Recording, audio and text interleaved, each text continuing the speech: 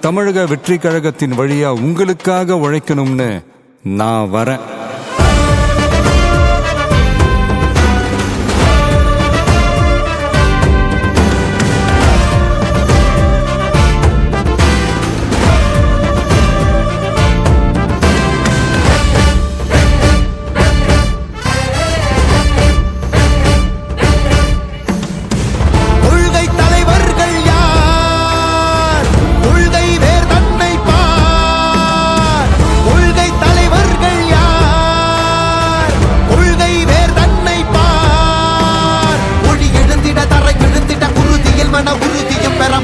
மொழி பாலினமது சமமென புது யுகம் பிறந்திட